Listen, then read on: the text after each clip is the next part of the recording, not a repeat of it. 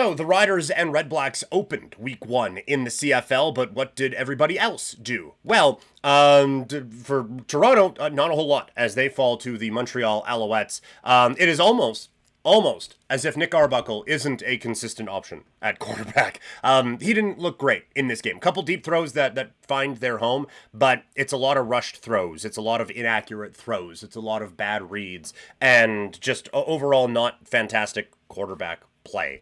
Now, against a very good defense in Montreal, but the numbers through the air weren't great, and then they didn't help him out at all on the ground. They just abandoned the run game to try to get back into this game, and it didn't work. So this is like, you're not going to catch me saying a whole lot of great things about Chad Kelly on this show, but he is a better quarterback than what we saw from Arbuckle in week 1. It's just a matter of getting him up to game speed in time. For Montreal, this team's a force. Like, they just have so many options at Alexander's disposal. His escapability was on display in this. Like, Philpott and Mack are their two best receivers, and they had kind of quiet games. Philpott does get the touchdown and almost had another one. But both him and Mack, I think, were around 50 yards. This is, and they still had quite the onslaught. They were very effective on second down. They were in a few second and short situations because of how well they ran the ball, but that really stepped up at the end when they were sealing this game away. That's when Sean Thomas Erlington stepped up with a bit of a breakthrough performance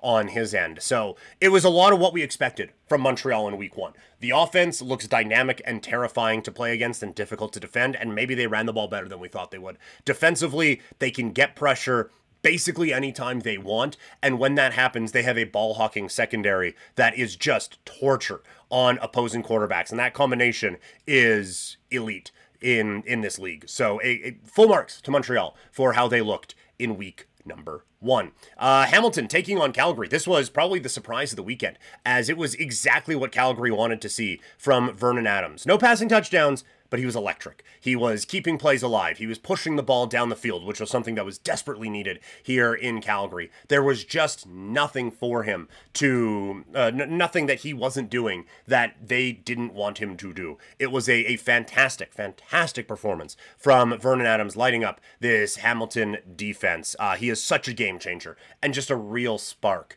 to this team. And a big part of this is, now look, like Barnes, he gets open and it's a 65-yard reception from Vernon Adams, who just did like 8 magic things and then found him. But he's still getting open and he's still making those plays. And so if they have one of him or Philpott step up in these ways on a weekly basis, Rhymes had a quiet week 1, but you know he and Bagleton are going to get theirs.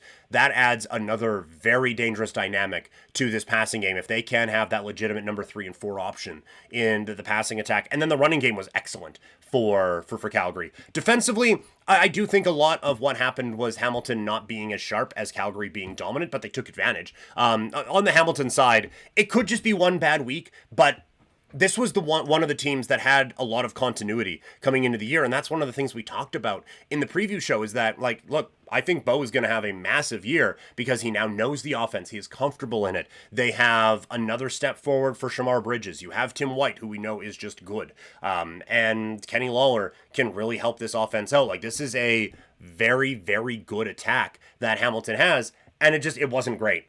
There was a lot of sloppiness, a lot of drops, and just a lot of poor play from Hamilton on the offensive side. So I think it'll come around. I think it'll be fine, but this was supposed to be it's fine right from the get-go, not working your way into it.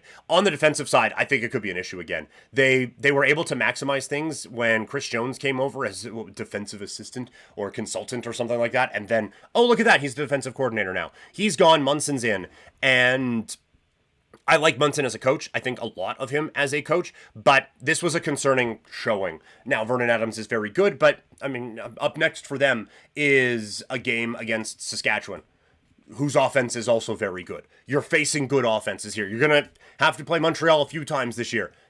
That offense is good. Like, there's quite a lot of talent on the offensive side of the ball in this league. So just, very good team. We'll get them next time. It's like, well, okay, that's like 5 of the teams in the league this year. So, and this was one of the teams that wasn't supposed to be. It's a concern, I think, the defensive side. Again, maybe they will be fine, but it all looked like a big step back for Hamilton. One team that I think maybe took the biggest step forward this week was BC. They looked legit. The biggest question was at quarterback. That didn't look like a problem with Nathan Rourke. And if there were a lot of questions about what type of a Lions team would show up. This right here looked like one of the best teams in the Canadian Football League. If this is the base that we are building on in BC, then you have a very, very scary team that you are going to be dealing with, and another one that feels like they could be a threat in the West. I think it's a great matchup, week 2. A real good measuring stick for both sides to see where's Winnipeg at, where is BC at. These two teams that have been kind of titans in the West Division for the last little bit. Where do they end up at, I think is going to be very, very fascinating to see. For the Elks, this was a reminder that the process won't be fixed in one night. It ends up being a very tough matchup in week 1. They have a lot of new pieces to implement. You have a new coach in Mark Killam. Everyone thinks the world of this guy, but it wasn't all going to be fixed on week 1 with Trey Ford, who, it's not Killam's fault, didn't get enough opportunities in the early part of his CFL career. It's now time to grow this a little bit more and have him work his way into it. So it's going to be a bit more of a process than I think some people really thought it might be out in Edmonton, but it makes sense that this is going to be the process. So that's how all these teams did in week number 1 in the Canadian Football League.